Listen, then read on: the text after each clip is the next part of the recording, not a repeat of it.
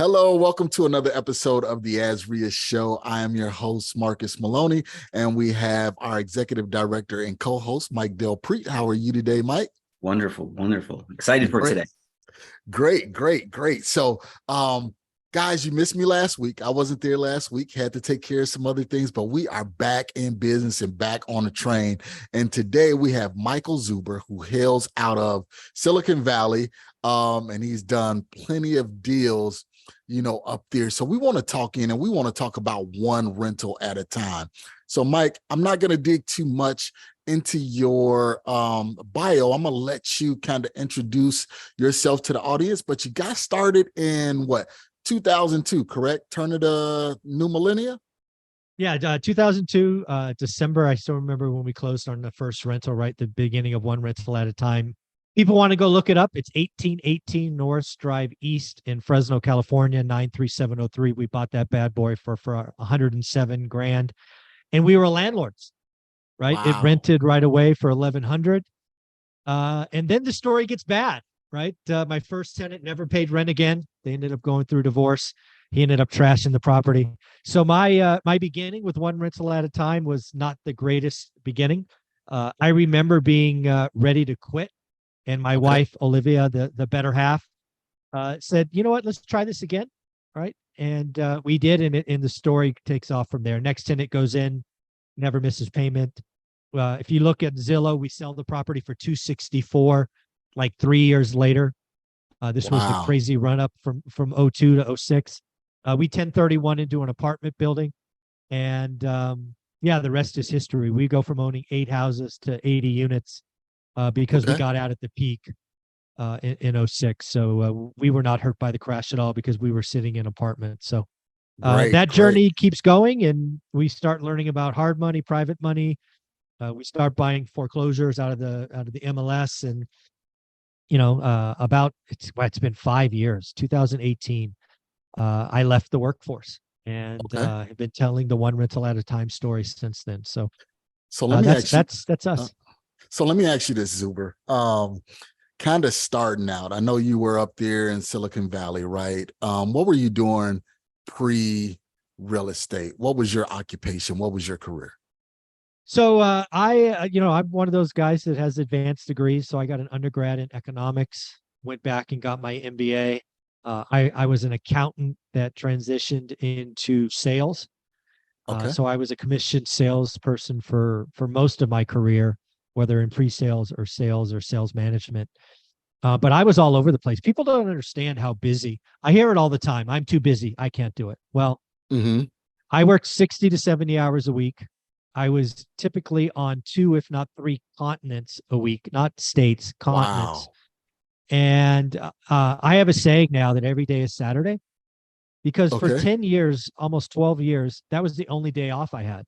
I always flew home on Fridays, sometimes late. And most Sundays, I flew to Europe or to South America or somewhere.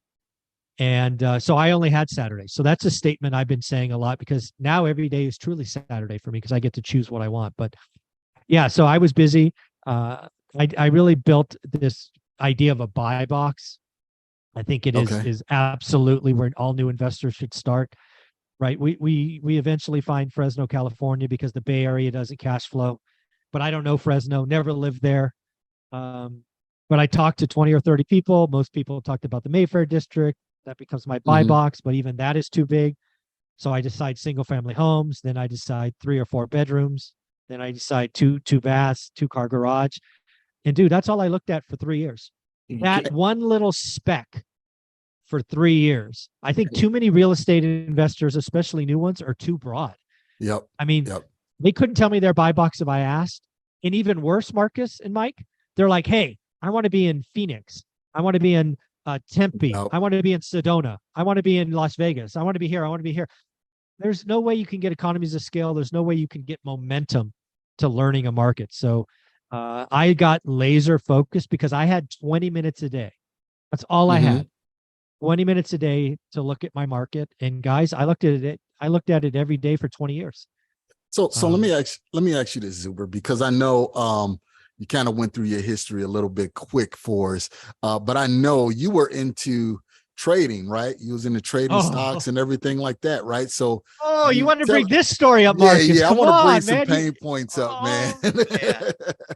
All right. So, again, I talked earlier about my advanced degrees. When you're an MBA student, econ guy, accountant, you think you understand financial markets, you start doing research. So, my trading started out quite well. I turned Mhm. $7,000 into almost $200,000. Wow. And then I got cocky. I stopped doing the work. I got lazy. I got overconfident. And I succeeded in losing 80% of that. Wow. So I came to real estate investing a wounded individual. Gotcha. So the stock market kind of beat you up. That was around that .com Yeah. craze, right? And then you decided to jump into real estate. But then you said one of the key things that you said there is, like, you said that you started doing it basically virtually. And this was some years ago, before virtual investing kind of really even took off. And you said, hey, you know what? San Francisco just couldn't cash flow for me. So you went and looked at another area, which is Fresno. Now, what gave you the gall to say, hey, you know what? I live 2.5 hours away. I live 3 hours away. Let me just invest down here versus staying in my own backyard. Even though it don't cash flow, being a new investor seemed like you would be a little bit more comfortable with that. Well, again, I got to give full credit to Olivia, the wife, the better half. I believe in, I call myself a hammer sometimes, because I will keep doing things like consistently. I'm broken, right? That's my trait. Sound so like I wish most I could, men. yeah. So I wish I had the sexy answer. The answer is I spent 52 weeks looking in the Bay Area. So I'm a slow learner. Wow. My wife had to sit me down at the kitchen table and say, Michael, I am not going to do this again. You either pick a new market or we're going to do something else. Okay. So that was my, okay, well, I can, the magic street of cash flow in the Bay Area doesn't exist. We have to do something else. So the answer was I going to get on an airplane or was I going to drive? And as somebody who hates flying but does 100,000 miles, I was not getting on an airplane to go see my rentals. So we pulled out a California map and we started drawing circles. And the first major city, when by major, I mean over 100,000 people, that had cash flow was Fresno, California. Okay. Never been there, didn't know anyone, never, it's just, I had to. And, we the one thing that worked by spending a year investing in the Bay Area is I knew how to do it. I knew I needed to talk to agents and lenders and property managers, and I could get a feel for what things would cost and all of that. So learning Fresno was faster because I had done it in my backyard. But yeah, we spent a couple of months and then we bought Norris Drive. And, I put 20% down because I didn't know any better. It cash flowed. It was the 1% rule, right? 107 bought for 1,100. I don't use that today, but that's what I used 20 years ago. But yeah, I had to make a choice, Marcus. The wife put her foot down, frankly. Yeah.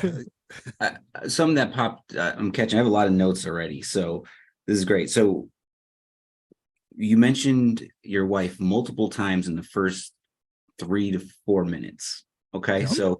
So going into real estate investing, especially when you're new, you have a 9 to 5, you're trying to figure things out, that support from your spouse, I preach, is huge. You can't do it without that support. And so can we talk about the importance of having your spouse on board? They don't have to be in the business, but they need to understand what you're doing at least. So how can you talk about that part in your life? Yeah, Mike, I'm glad you brought that up because I bring it up on purpose because hopefully we could talk about it. I've been asked a lot of times about this, and let me be very clear. If your spouse is 99% on board, they're not on board. It's got to be 100. Because again, remember, I came into this, as Marcus correctly admitted, after losing $160,000. I was wounded, right? My wife saw us grow a stack from $7,000 to 200. Yeah. Only to lose 160 grand. So that hurts, right? I mean, that hurts. Yeah. That hurts. It still hurts, right? So then she gets in the car with me for 52 weekends to look in the Bay Area. Think about the things she's doing, right? She doesn't have to do that, but she's in it. And then she goes, okay, that's enough. That's just enough. Mhm. That's enough, Zuber. What the hell are you doing? Right? This is not working. So she tells us to, and she actually helps us find Fresno too. I mean, she's in. But again, the point is, to your point, she wasn't in the business, but she was 100% on board. And when we had to get in a car to go look at Norris Drive, she was right there with me, 2.5 hours away. We were in the property 15 minutes Excellent. and we're driving home. And she goes, Michael, pull over. I go, yes, dear. Of course. Yes, dear. Mhm. She goes, why didn't you write an offer? I've heard you talk about this for more than a year now. This thing. If you don't write an offer on that property, I'm not coming back. Because she's had enough, right? So I'm like, oh, I guess I better write an offer, right? Mhm. So Yep, again, yep. you got to get your spouse on board 100%, not 99, not 50. And how do you do that? You got to have conversations. You just got to have some really hard conversations. You know, today, you got to remember when we started in 2002, the Great Recession didn't happen. The housing Mhm. blow up didn't happen. There's a Right. lot of people that have been burned, injured, maybe not them specifically, but their parents were burned. So Mhm. dig in, figure it out, understand. And oh, by the way, let's have a real honest conversation. There are a lot of LPs today blowing up in syndications. Yep. I Yep. can't believe the nonsense that occurred in commercial properties. It's the same crap that happened in residential 15 years ago. We just repeated it on a different level. Mhm. There's going to be lots of people injured and will never come back. But yeah, you got to dig in. You got to have that conversation. They Mhm. got to be 100%, not 99. So yeah, I bring up Olivia all the time because I wouldn't be here talking to you guys without her support 100%.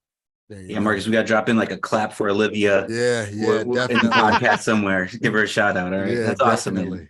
I can attest to that, man. Those little like, hey, I'm driving, pull over. Why don't you write the offer? Like those Yeah, what the little hell? things Yeah.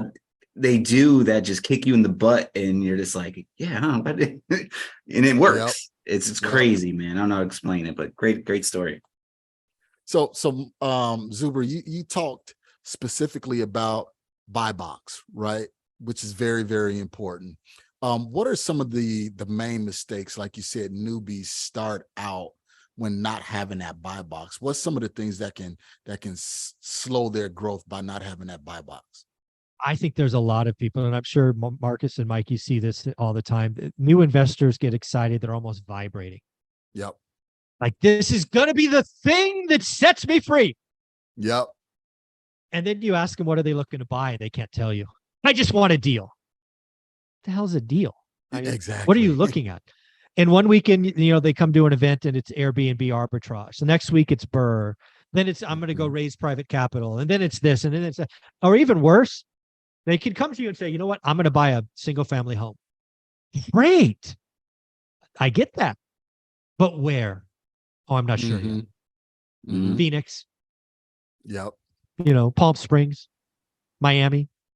I mean, come on. Yep. And real estate investing, it is my 100 belief to my core, is a skill. You are not a naturally born real estate investor. And because it is a skill, we can all learn it. How do you learn any skill? Playing music, learning a language, playing golf. Practice, practice, practice. Real estate investing is about focus and daily discipline. Once you understand a buy box and can articulate what a great deal and a bad deal is, you can take that skill to any market and any asset. But it takes time, and most investors won't invest the time. I think it takes at a minimum 90 days, and for some people 180 days to learn the skill. And then then you can repeat it anywhere you want in a faster time frame. But yeah, man, most investors are all over the place. They're not focused, or worse. Oh my goodness. How many times have you run across an investor who has some cash and they're acting like it's burning a hole in their pocket? Yep. And then this is like the worst thing I hear. I've been looking for 3 weeks. I haven't found a deal. I'm just going to buy one to lose some money, but I'm going to learn. I'm going to learn. It's going to be my education. I'm like, you're going to lose money on purpose. You know what? You can send me $500 a month and right. I'll let you lose money with me. Yeah, I'll take it. I mean, there's we a lot get of that- crazy things you heard. We get that a lot here at Esri. It's like when someone's new, I just had this question the other day, and it's like, how do I know when a deal comes And then, like you said, I could probably make it a short-term rental, or I can assign it, or I can, I'm like, Mhm. I don't want to miss out on the opportunity. And the answer is just no. It's like I What get are the you feeling. doing? Yeah, it's like, so we're Yep. big on pushing the investor identity, like we do a program called the Launchpad, where it's like you create your identity as to who you are, Perfect. and you focus on that. So that's Know the thyself. piece of advice, man. Mhm. That's Yeah, huge. and Buy box. that buy box stop you from being distracted. And to kind of sum that all up, because like you said, people jump from thing to thing, from item to item, trying to figure it out because they don't know exactly what they want to do. And you even scaled it down, Zuber, even further. You said, okay, well, we're going to be in Fresno. All right, but there's different pockets of Fresno. And that's one of the things that we teach. You can't just say Fresno or Phoenix. Yeah, there's difference between this side of Fresno, this side of Fresno. Is it single family? Is it duplexes? What are you looking for? That way, when you see it, there's no debate. You already know this is what I've been looking for the longest. Or I I'm sorry, even I would say when you're more specific, it gets you more deals. Because if you can articulate this to an agent, to a wholesaler, the deals come. You don't sound sporadic and confused. So it's deal flow Mhm. too. Yeah, there's two things about a buy box, and I'm so glad you guys got both sides of it. When you're new, the buy box is permission not to look at anything else. Mm. Two, a buy box is deal flow. I would tell every new investor your email signature should be your buy box. Ooh, I like that. Yeah. It should be. Everybody and their brother should know what you are looking to buy, because I've been buying for 20 some odd years. In 2020, it was a nutty market, as I'm sure you guys remember. Yeah. The deals that I got done were because people knew my buy box. It was off market stuff. Hey, I got this listing coming. I give you 24 hours to respond. These are the numbers. We're not negotiating. I could say yes or no. Well, times I said yes. Yep. You hit a good point, and I had a thought to ask you towards the end of the podcast, but since you said put your buy box in your email signature, so now you're promoting, right? You're marketing yourself. And I've been watching you probably almost since day one on Instagram, going from a couple hundred followers to, I just saw you get previewed on one of those YouTuber podcasts. I forgot his name, the guy with the white hair. Yeah, Ryan Pineda, I think. No, another one. Well, that's another big one. But what I'm getting at is the power of social media that I've seen you go from zero to hero. Yeah. You're promoting yourself, right? You're not being all flashy, and you're putting out a message. You're putting out a buy box, right? Like, so can you talk about how social media has helped your business? Yeah, social media is amazing. When you are consistent, and here's a test. I mean, this is a test. If you really want to know who Mike Zuber is, I was featured on Bigger Pockets, I think in 2006, Josh Dorkin. I'm one of the first 50 interviews. You can still find it on their YouTube channel. Go look it up, Michael Zuber or Mike Zuber. I forget how they titled it. My message today, minus some vocabulary tweaks, is exactly the same. And I am proud of that fact. I'm not chasing anyone. Yeah. I have raised multiple millions of dollars by never asking. I just talk about what I'm doing day in, day out, day in, day out. I never ask. I've never asked for a single dollar. People reach out to me going, I like what you're doing. I like your message. I don't want to do it for whatever reason, but I've got, 100, 500, $1 million on the side. If you're willing to pay me 10% interest or whatever the rate is, let's go. Yeah. And that made a big deal, right? In 2018, when I left, I had never flipped a property. Never flipped. I did one by accident back when they did that tax refund in whatever that was, 2010. Total accident, but it worked. I did 56 flips in 2.5 years, all with private money. They were the purchase. I was the repair. They made 10 or 11 points. I made the exit. And it was all because I've been consistent from day one. So social media, it's really the consistent. And believe me, you will not grow on social media if people sense you're in it for you. Yeah. Social media done right is when you are for them. And I try to do that every day. Love it, man. Well, So I love your flow, man, what you've been doing, man. Keep it up. I'm sure you are, regardless. But yes. Yeah, no, I appreciate it. It's nice to hear, right? Because again, Yeah, man. I have a YouTube channel for 5 years. I did what people don't realize. So another channel I was talking about was Sean Cannell from Think Media. Okay. Yep. And he's in Think Media, he helps YouTubers get started, right? Mm-hmm. And back to Mike Zuber being broken. So a lot of people in the YouTube world get upset after 10 videos and nobody's watched them, right? I mean, this is just the world we live in, right? Yep. I did 1,500 videos before I was monetized. 1,500. I averaged Yep. 3 to 4 videos a day for a year, whatever that works out to. You- I didn't care. I wasn't in it for the monetization. I was in it to provide value. Mm-hmm.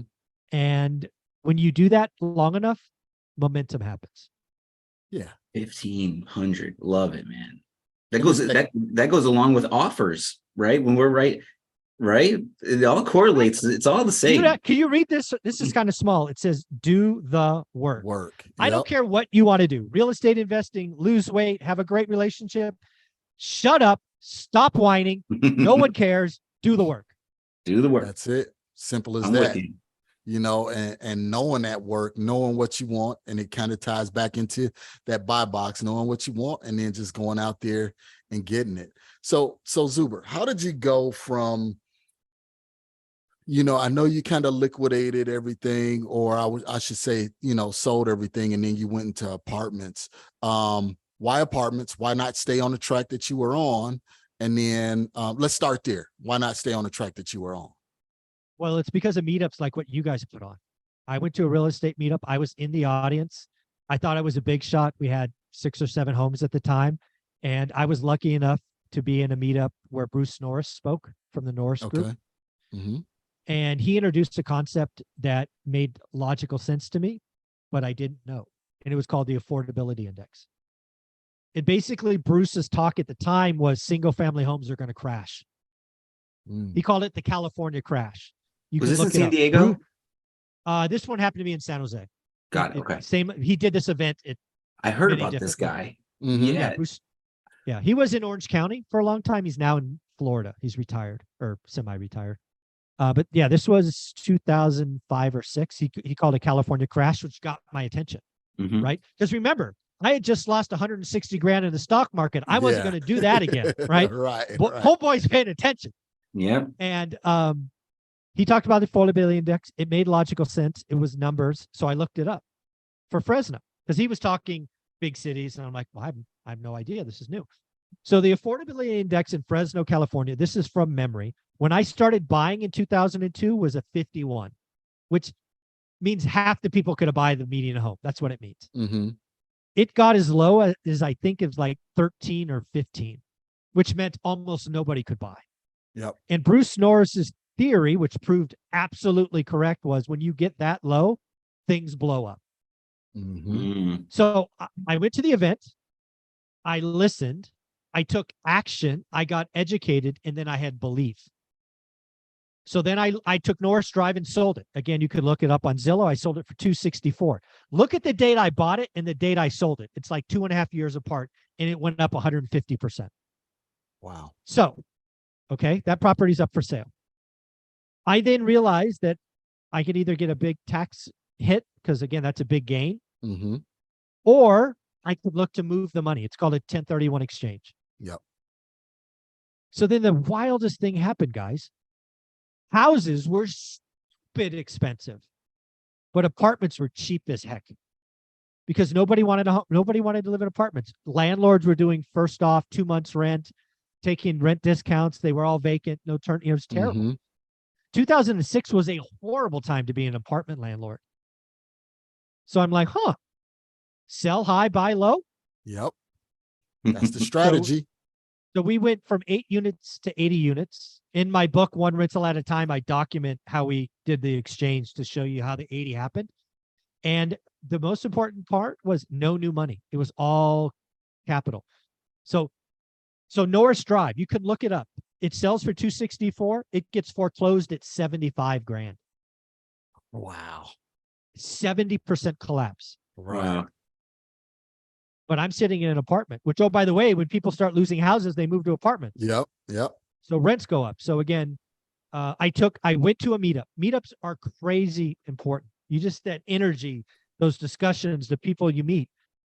And when you do go to a person that is experienced like Bruce Norris and he tells you something you don't know, you better go figure it out because he could save your life. And I gave him full credit in my first book. But yeah, that's how we go to 80. It's an Okay. amazing story because our landlord group here at Ezria, Garrick O'Connell, he's from San Diego, and he went to those meetings as well, and he preaches on that every time, man. How sounds Bruce like Norris is a legend. yeah, Mhm. sounds like a legend for sure. So- Saved a lot of people Yes, he did. if you took the action. Bingo. So Zuber, right? It sounds like you're willing to jump out and take risks, right? Because you jumped out, you did your mathematics in the stock market, you jumped into single family homes, then you jumped into multifamily homes. Who did you get educated with in order to make that jump from single family to multifamily that gave you that confidence to say, all right, I can do this, let me go? Was it Olivia again? No, well, this time it was frankly a mistake. So I sell Norris Drive and I buy a property on Vassar, and I assume everything's the same because all I had done is had 8 single family homes. I don't know any difference, Mhm. right? Why is this apartment going to be different than a house?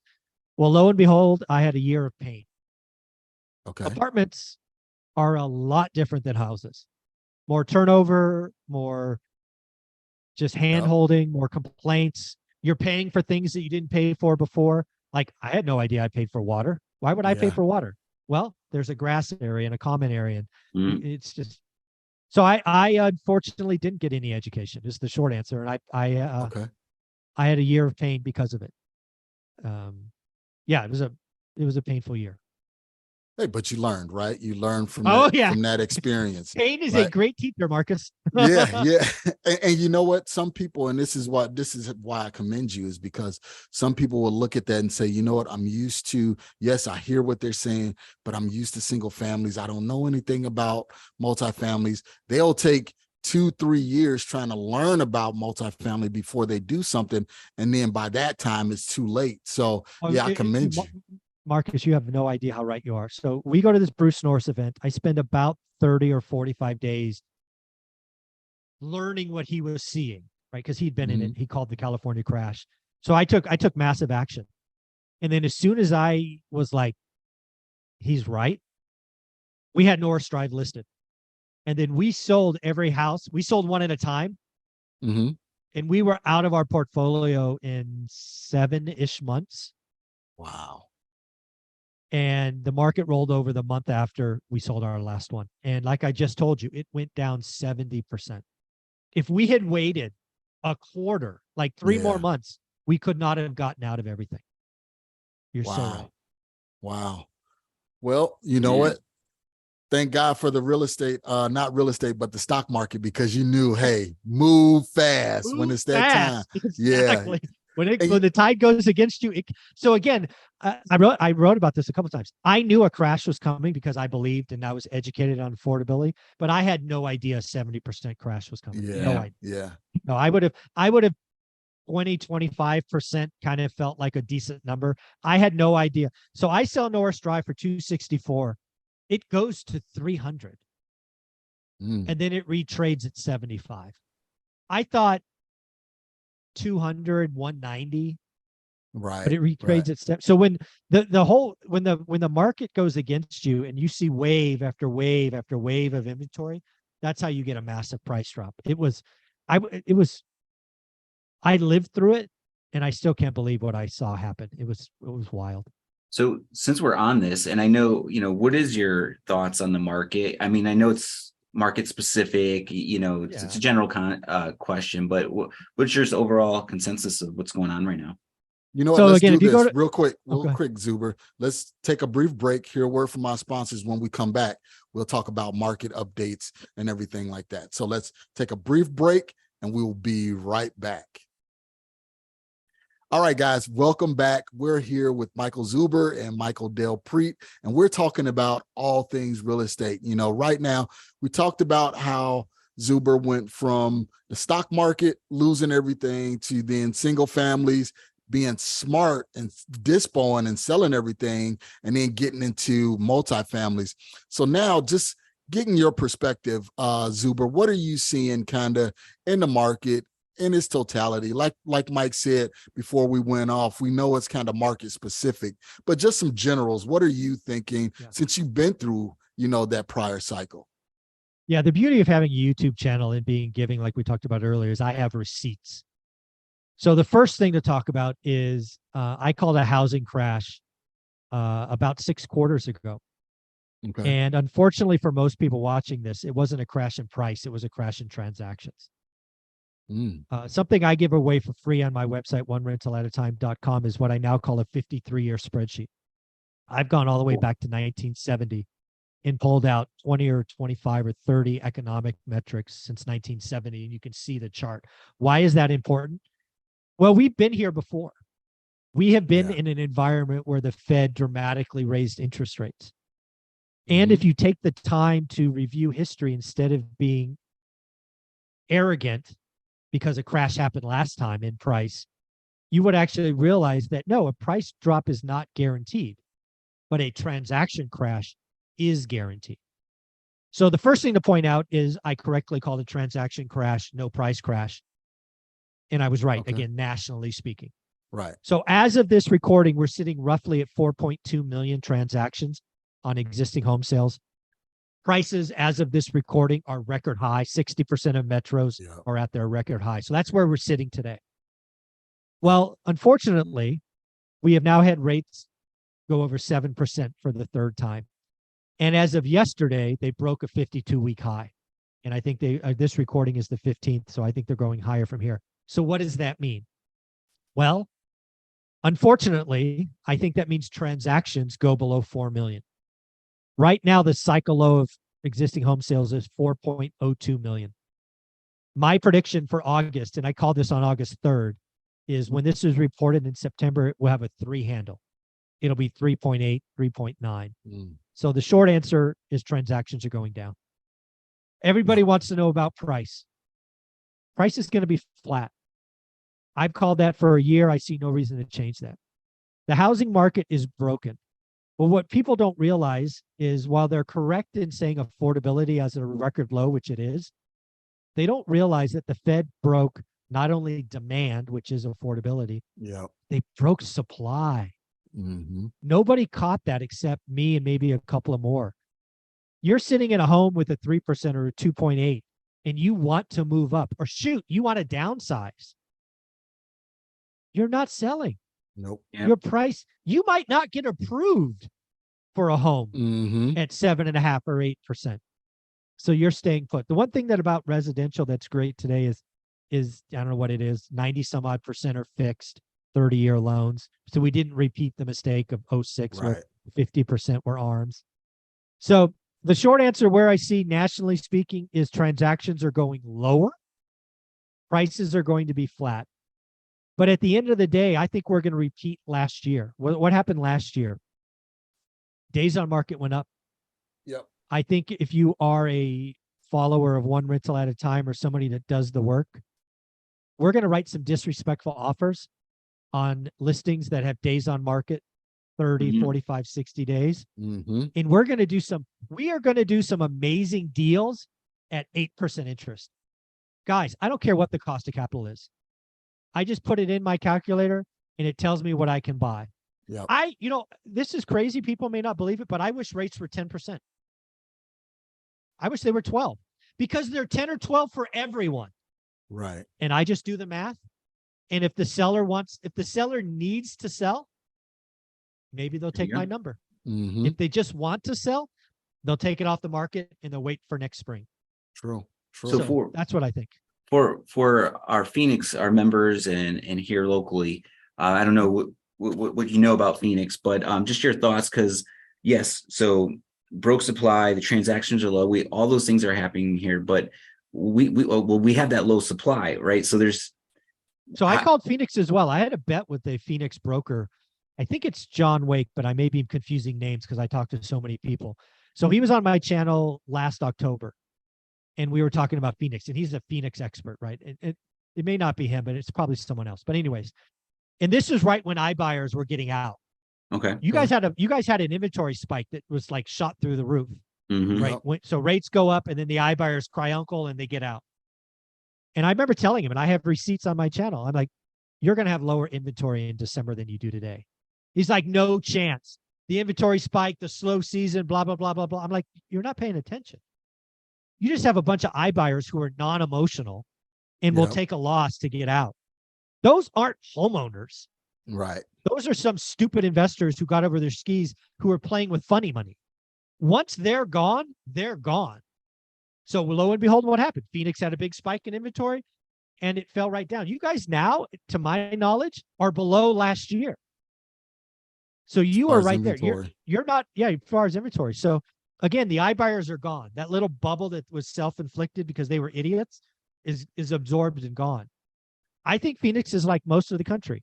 If you are below the median, I don't know Phoenix's median. If you have a clean move-in condition property below the median, it'll sell ridiculously fast. The luxury market, ice cold. That's my prediction for Phoenix. Mm-hmm. Got it. Awesome, man. Thank you for sharing. Yeah, our median's like, was it Marcus, like 450-ish? Yep. It's crazy. You got to tell a first-time home buyer they got to be at $500,000 potentially to get into a deal. You know, we're going into. So I like to pay attention to California, right? Because a lot of Californians are moving here, and you guys seem like you guys like what Bruce Norris, like you guys kind of went through all this already. So I feel in Arizona we should pay attention to some of the history. California's experience. I think that's really wise. I think when you do this long enough, you can start to see leading and lagging indicators. Yeah. I think Phoenix is one of those destination spots for Californians. Yep. So I think that's wise to watch that migration. Maybe look at U-Haul, right? People don't realize you can go to U-Haul. Yep. Say, hey, how much does it cost to move from Orange County to Phoenix? And then, oh, by the way, how about Phoenix to Orange County? You'll see a big price difference. That just tells you how many people are moving or going that direction. Amazing. I think that's pretty wise, Mike. So we haven't really touched on the book. We mentioned it a lot, but let's kind of go into the book. The name is huge to me, especially in this world of, $100,000 a month, all that stuff. Scale, all that. Yeah. Right. And I went to, a meeting years ago, and it was about this executive. She how to become a millionaire through rental properties, whatever, through her corporate job. So she loved her job. She worked there for like 35, 40 years. And the whole pitch was not a pitch, but her story was, I bought one property a year. Exactly. That's it. Yeah. One rental at a time is the way most people can get wealthy in a decade. Again, I very rarely talk about the size of my portfolio because it's not important. Right. I've earned financial freedom from the portfolio. That is important. I think most people, if they get to 4 rental properties, it changes their lives. Just flat out changes their lives. Yeah. And that should be the goal, right? Get 1, then get 4, then get 10. If you want to go more, go more. But that's a great, this whole 100, you're an idiot if you don't buy 50 units or more. That's all just marketing nonsense. But yeah, the book's actually interesting. People think One Rental at a Time is a how-to book. If you've read it, it is absolutely not a how-to book. Okay. It's, hey, Mike and Olivia lost a bunch of money in the stock market. They stumble across Rich Dad, Poor Dad. And this is their 15-year journey. The good, bad, and the ugly. It is a story. It basically is, hey, I read Rich Dad, Poor Dad, then what? Right. That's what One Rental at a Time is. Now, the end of the book, it's like 2 sections. Like the first 60% is a 15-year journey. The last 40% are some themes and lessons and some how-to in there. But that's the book. It's a bestseller on Amazon. It's got, 1,500 or so reviews. People send me selfies all the time. It's amazing. And that led to my second book, 15 Conversations with Real Estate Millionaires. I actually think that book is more important. Okay. One Rental at a Time is my seminal book. It'd probably be what I'm known for. It is the name of my YouTube channel, so I get it. But 15 Conversations with Real Estate Millionaires is more important to me because it's what I needed at year 2 or year 3. What do I mean by that? I read a book by Gary Keller. It's blue and white. I think it's called The Real Estate Millionaire. I think. And that book is great. But what I read almost daily for 10 years was the last 20 pages. In the last 20 pages, he highlights investors who got there. What I needed at year 2 and 3 is I needed belief. I needed to know that this slow trickle of cash flow would eventually lead somewhere. Yeah. So I wrote a book, 15 Conversations with Real Estate Millionaires, because I wanted 15 unique stories. Not everybody is going to follow one rental at a time. So I wrote a story that included 15 stories. It actually has Meet Kevin is in there. I don't name people, but Meet Kevin's in there. He started with a 203K loan in his 20s. Okay. Jim Ingersoll's in there. April Crosley, Lazy Girl Investors in there. One of the Jason Pritchard's in there, who just burned the boat. Like, hey, I'm going to quit my job, burn the boat. Yep. Not my strategy, but it is a strategy. So 15 Conversations with Real Estate Millionaires is it's the book I hope everybody reads. And then you find the 3 or 4 stories that you like and you read them over. Because the first 3 to 5 years suck. It's slow. It's get rich for sure, not get rich quick. So what I did is I read Gary Keller's book because it was only 20 pages. Every week I would read those last 20 pages, go, hey, look, they did it. We can do it too. They did it. We can do it too. So that second book is actually more important. And I apologize. It is $30. The reason it's $30 is because I didn't know Amazon charges so much for pictures. So I put a bunch of pictures in the book and blew up the cost. I actually don't make hardly anything on that book. But if you have to do it again, don't put pictures in your Amazon book. That was a big mistake. You know what you said, Mike? That's Zuber. That's really, really important, right? And I hope everybody captured what he said. And it's slow in the beginning when you're doing rentals, right? And that's one of the things that people don't understand. They see the glitz and the glamour of fixing and flipping and wholesaling and doing all of this kind of stuff. Yeah, it looks good, but it's always those rentals, that passive income is what makes you a millionaire. And even those fix and flippers and wholesalers, they get lost because normally when we go into real estate investing, it's for one thing. Hey, we want to learn, we want to earn passive income. We want to be able to sit on the beach and not do anything. And the only way you're going to be able to do that is through rentals. So listen to Mike, Zuber, what he's saying is it's slow in the beginning, but it's the economies of scale, right? Not just scaling the properties, but you take that $100 a month passive income and you reinvest it, let it stack, buy another one. And that's what a lot of people fail to see, guys, is they see, well, I'm only going to make $100 a month on this property, or I'm only going to make, $200 a month on this property. How is this going to get me rich? Just trust the process. That's all I can say. And I'm sure you guys can attest to that. Just trust the process and you will start to see. I did a review one time just because, again, I think getting wealthy is 3 steps. Super simple. You have to create dry powder called disposable income, cut expenses, raise income, do both. 2, you got to become elite at something. For me, that's a buy box, but whatever it is for you, become elite at that investing thing. And then time. So I did this for someone, and I don't remember the numbers, but they'll be close. So when I got started, I had 40 grand. That was left over after losing all that stock market money. That 40 grand, guys, was gone with my first 3 purchases. I think it was Norris, Simpson, and Terrace. What happened after that was I did some cash out refis. I did some 1031 exchanges, all of that. So I went back and looked at just. Sound like a law firm, right? Norris, Norris Simpson, and Terrace. Terrace. Exactly. That's good. So I went back and looked at that 40 grand. In 20 years, that 40 grand is over $1 million in equity. Yep. It's like $300 grand in cash via extractions. So it's time. To your point, Marcus, yes, the first 3 to 5 years suck, but when you're getting wealthy is about owning assets for time. That's a big takeaway. And it hits you in different ways. Like when Mark was saying, be patient. Like it's hard. It's when you're new, you just can't see it sometimes. Right. Until you truly experience it. So there was multifamilies I bought like in 16, 17, got lucky. Right. And then when COVID hit, right, and the rates dropped, right, I was like, oh shoot, like I got all, and the prices went up. I was like, I got all this equity. I didn't go buy, so I did some refis, lowered my rates. I restarted everything, but I took that equity and I bought more property.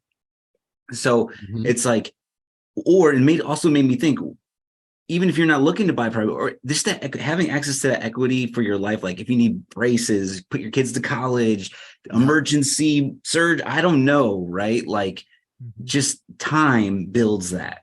I don't know how to explain it. I know it could be hard to see when you're new, but hopefully all these conversations. That's the I wrote that book for that person. There are so many people that get in the game, they get the first one, and they're like, I don't what? So that's why there's a book called 15 Conversations with Real Estate Millionaires, because they're all different stories. Yep. And just find the ones that resonate with you. And you know what, and guys, as we talk about time, right? And that's the whole thing with compounding interest, right? It's the period of time is what help you make the money. So guys, don't get so caught up on how fast can I make it or how fast can I do something. Just look at the time. That's the reason why you're investing. Well said. Excellent. Excellent, Zuber. Great stuff. So what's next for you, man? What's next? You got these units, everything like that. What is next on the horizon for Michael Zuber? I think there's something I'm looking forward to doing. Obviously, all my investing to date has been in Fresno, California. Again, we're fortunate enough to now be enjoying the fruits of our labor. I might actually, we just picked up a very nice house in Vegas, Las Vegas. So I actually might be starting a brand new buy box and starting this journey from scratch. Okay. And, just having some fun, buying some onesie twosies here in Vegas. So stay tuned for that. I'm going to be learning a brand new market. I'm kind of excited about that. Hey, but as long as you got that buy box down, right? You know exactly what to go after. And you're telling everybody on social media right now, on podcasts, so bring him your Vegas deals. Yeah, that's right. Exactly. Thank you, Mike. So Zuber, thank you so much, man, for being here, being a guest on the AzRia show. Somebody wanted to reach out to you. I know you were saying your podcast and your YouTube channel and your social media. Give us your handles. How can we reach out to you? The beauty of something I've done is everything is one rental at a time. So you can go to my YouTube channel, leave comments. I don't have a team. I'm just a one-man show. I read all the comments. If you wanted to send me an email, go to onerentalatatime.com. There's a little button there. You can send me an email. Buy my books on Amazon. If you've already had them, write a review. I would appreciate it. Give me some love, write some reviews. And Instagram. I have one rental at a time. So if you want to send me a DM, that's probably the place to do it. All right, guys, you know what to do. It's one rental at a time, one rental at a time. This is Michael Zuber. It was a pleasure, sir, to speak to you once again, because your story always resonates with me personally, because it's, you get distracted sometimes. So I want to thank you for being here once again. Any closing words, Zuber? Do Mike? the work. Do the work. Do the work. Love it. All right, guys. Thank you so much. Mike, you want to give us the closing words? Episode appears. Closing words. Well, we've been talking about time a lot. One rental at a time. Hold your real estates for a long time. And right now my phone's getting blown up. Emails are coming in. I read something the other day. Just take the present time with whatever you're doing, whether it's your wife, your deal, your business partner. Focus on that moment in time and enjoy it. I don't know. It's been resonating. That hit me the other day. I was like, I gotta just focus on the moment. So that's my closing thought. All right, guys. Thank you so much. Another successful episode of the AzRia show. Guys, you know what to do. You can find us on all platforms: YouTube, Instagram, Facebook, all streaming platforms. Yeah, all streaming platforms. And then also reach out to Zuber. Let him know, hey, if this episode inspired you, reach out to him, let him know so he can continue the great work that he's doing.